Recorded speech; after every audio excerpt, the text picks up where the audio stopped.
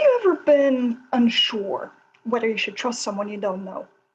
Like when you're asking for directions, or when a salesperson tells you that that jacket looks great on you. Sometimes it can be obvious. You very clearly don't want to trust the person on the left, whereas other times it can be more difficult. You don't have enough information whether you should trust the person on the right or not. Researchers have investigated how our brains make different types of decisions since the 90s. Preference decisions, like do you prefer Star Wars or Star Trek?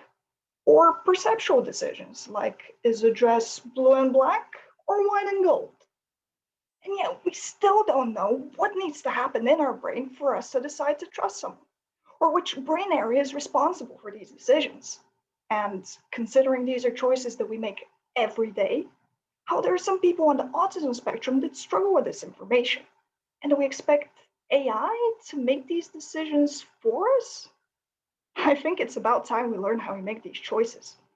So, in the lab, we show our participants images like these, and we ask them to decide if they would trust these people with an investment. And we measure two types of brain signal. First one is an electrical signal that we measure with electrodes on the scalp, which tells us how a process evolves over time. But it's difficult to know which brain area that signal comes from. The second signal depends on the level of oxygen in the blood vessels in the brain. We measure inside the scanner, and it can tell us which areas are active. And what we see is that when we have an easy choice, the electrical signal ramps up very quickly.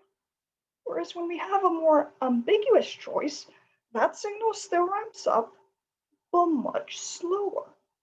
Therefore, the signal can differentiate between these decisions, and we can use these ramps to identify which activations are relevant to the decision and are not just active because we're seeing a face or because we're making a response.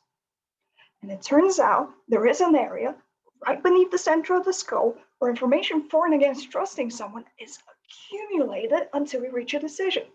And when the information is ambiguous, this accumulation process is much more laborious.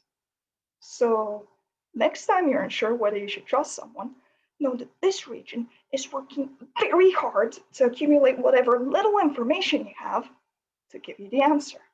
And knowing this might help us understand autism better.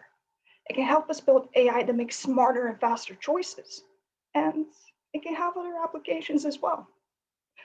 What we need to do now is figure out how to decide which one to start with first.